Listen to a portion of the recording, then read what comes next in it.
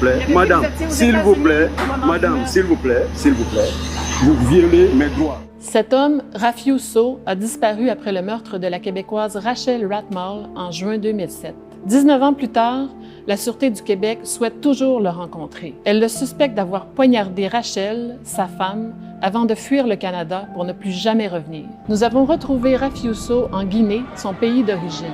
L'homme a refait sa vie. Il se présente maintenant comme un courageux dissident politique qui tient tête à la junte militaire au pouvoir en Guinée. C'est sous prétexte de discuter politique et démocratie dans ce pays d'Afrique de l'Ouest que nous avons sollicité une entrevue auprès de Rafi Ousso.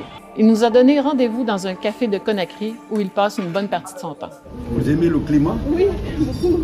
Au bout de quelques minutes d'entrevue, Rafi Ousso admet qu'il a vécu au Canada, mais c'est à peu près tout ce qu'il va admettre. L'homme nie même avoir été le mari de Rachel. En l'épousant, la Québécoise espérait l'aider à obtenir sa citoyenneté canadienne. Mais elle était surtout coincée dans un cycle de violence conjugale. Selon les proches de Rachel, Rafi était manipulateur, possessif et maladivement jaloux. Non, j'ai jamais été marié avec une dénommée Rachel.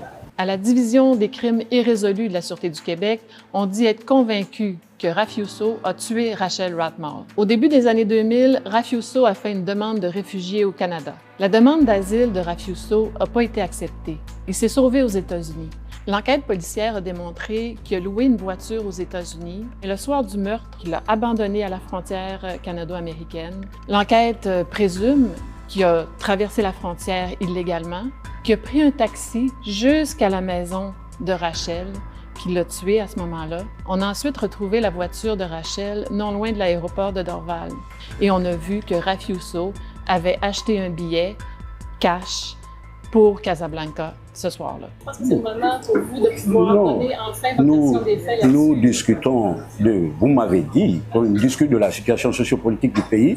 Comprenez-moi, je pense que j'ai le droit de répondre aux questions que je veux. Nous avons encore beaucoup de questions, mais Rafi Ousso met fin à l'entrevue. Je le suis à l'extérieur pour lui poser une dernière question. Madame, s'il vous plaît, madame, s'il vous plaît, vous violez mes droits maintenant. Vous m'avez voulu suivre. Alors. Vous n'étiez pas aux États-Unis, vous avez acheté un billet d'avion pour le Maroc le soir du meurtre. Rafi Ousso avait promis de nous rencontrer à nouveau, cette fois pour répondre à nos questions sur le meurtre de Rachel Ratmal. Il a plutôt coupé tout contact avec nous. Il s'est fondu dans la capitale guinéenne en emportant ses secrets avec lui.